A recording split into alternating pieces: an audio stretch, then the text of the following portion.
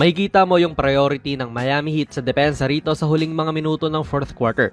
Yun syempre ay ang protektahan ng loob kasi doon talaga kumukuha ng puntos ang LA. One of the worst 3-point shooting teams nga rin tong Lakers ngayong season at second to dala sila sa buong NBA. Kaya tignan nyo, tila umusog sina Jimmy at Bam dito sa pick ni Wood at parang binibigyan pa ng espasyo si LeBron na tumira ng pull-up 3. Noong nag-rescreen sila, ginawang priority naman nila tong rolling na si Wood. Si Jimmy at Bam tila nagko-commit na sa kanya. Kaya rin po nakalayo si Bam dyan kay Lebron dahil nakiharang din po itong si Hero kay Lebron, preventing him na maka-atake nga kasi ang dami na niyang bodies na nakikita.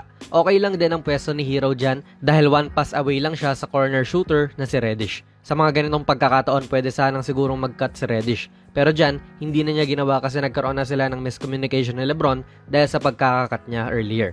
Pero all goods lang, nagsettle po si Lebron sa jumper na ito.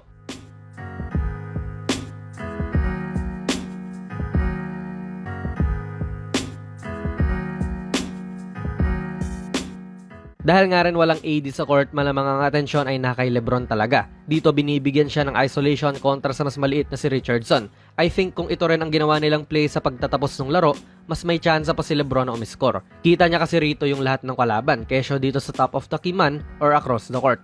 At kung may mag-help tulad nga nito ni Bam, edi madali lang niya mapapasa ang bola sa open man. Handang-handa rin sa help defense tong Miami, pero this time ay na-overpower po ni Lebron tong defender niya.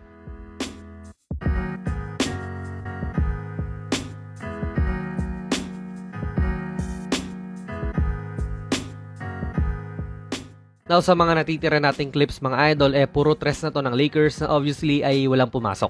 And pag-usapan natin sa comments mga idol kung tama lang ba tong ginawa nila or baka may better option naman. Take nyo rin syempre into consideration na isa lang po ang lamang ng Heat, so any field goal ng LA dyan means nalalamang na sila. Tulad nga rito na binababa ni AR ang bola and si Wood hinihingi na to kasi malapit na siya sa loob. Sino ang posibleng tumapat sa kanya dyan? Itong si Kyle Lowry. Nakita rin po ni Jimmy Butler yan, so nag-rotate din siya sa loob.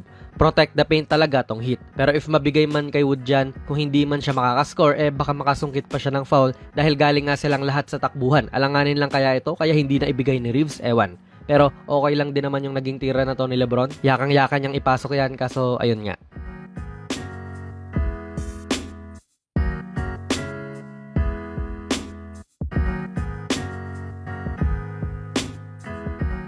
Less than 90 seconds na lang to sa laro and ganito pa rin ang score. 1-point Heat lead. And ayan, may double stagger screen ng LA para kay Reeves. Medyo iba ang trato ng Heat dito kay Austin kasi okay naman na shooter to. Struggling early nga lang. Kaya si Hero nilalabanan ang mga screen na yan at pilit bumubuntot doon sa ball handler. Madalas din ginagawa ng Heat yung ganitong klaseng play, so kabisado na rin siguro nila kung paano to babantayan. Manonotice natin dito na wala namang humaharang sa harapan ni Reeves, walang pressure.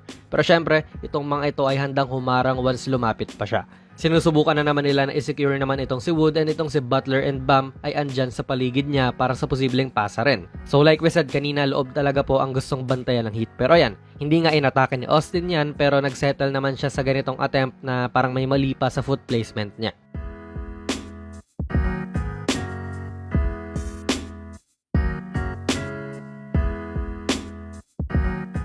Gusto naman po patapatin ni Lebron tong si Hero sa kanya. Syempre, madali lang para sa kanya na bungguin to.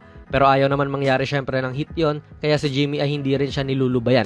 Libre ba si Reeves? Oo naman. And kayang-kaya rin naman niya to itira talaga. Nakita natin dito sa Pinas yan Pero sa tingin nyo ba, better option pa kaya kung ipeke niya to sabay kunin tong driving lane niya sa loob? Type niya sa comments mga idol.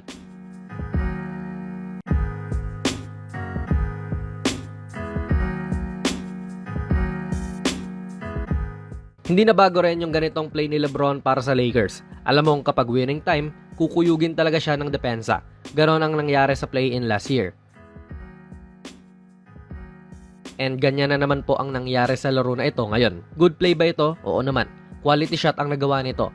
Hindi nga lang pumasok, pero kung ako ang tatanungin no hate naman tayo rito. Mas gusto ko pa rin na siya yung kumuha ng last shot kahit ilang tao pa ang sumalubong sa kanya. Sa akin lang naman yon. Pero like we said, good play pa rin talaga. Wala namang mali sa ginawa niya. Mas siwala lang ako na si Lebron or si AD kung andyan siya sa court yung titira kaysa kay Cam Reddish na isang 15% shooter ngayong season. Kahit nasabihin mo pang ang bigat ng depensa, I'll take that risk. Dagdag na rin natin na maaaring mag-drop pa si Lebron dyan kay Christian Wood kahit na medyo risky rin.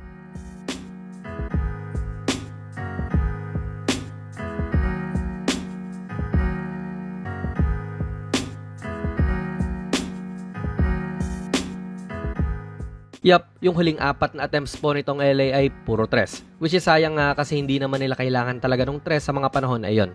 Isang atake lang or layup or kahit ma-foul lang ay okay na. Pero ganoon talaga, almost good looks naman din yung mga yon. Sadyang hindi nga lang pumasok.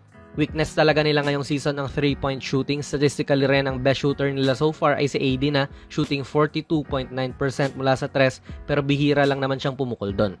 Doon pa lang mga idol, alam mong may problema na. So solid defense din syempre sa Miami Heat dahil protect the paint, malala talaga sila.